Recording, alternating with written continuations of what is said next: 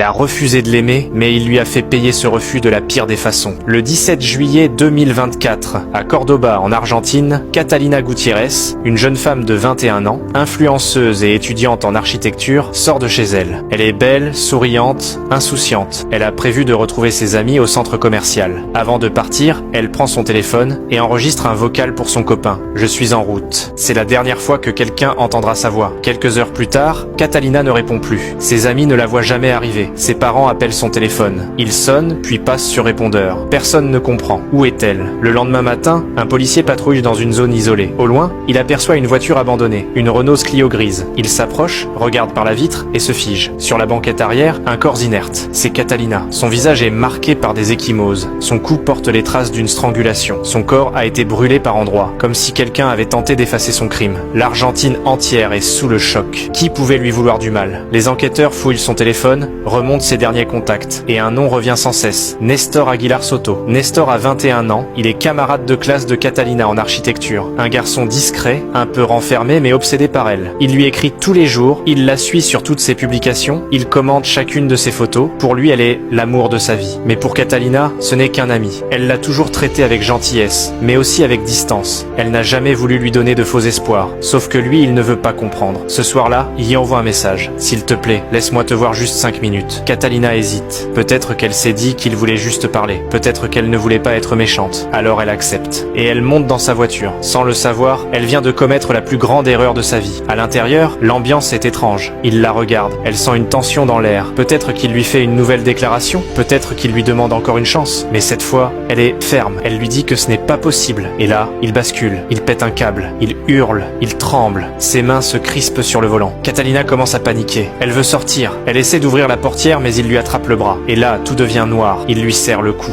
de toutes ses forces. Elle essaie de se débattre, elle lui griffe les bras. Elle tente de respirer, mais il ne lâche pas, jusqu'à ce qu'elle ne bouge plus. Quand les policiers l'interrogent, il tremble. Il essaie de nier. Je ne l'ai pas vu ce soir-là, mais les preuves s'accumulent. Ses empreintes sont partout sur la voiture. Des caméras de surveillance les ont filmées ensemble. Et après des heures d'interrogatoire, il craque. Je l'aimais trop. Je ne voulais pas qu'elle parte. Aujourd'hui, il attend son procès pour homicide avec préméditation. Il risque la prison à perpétuité. Mais Catalina, elle, ne reviendra jamais. L'Argentine entière est sous le choc. Des milliers de femmes descendent dans la rue. Sur les réseaux sociaux, son sourire inonde les écrans. Avec un message simple mais puissant, plus jamais ça.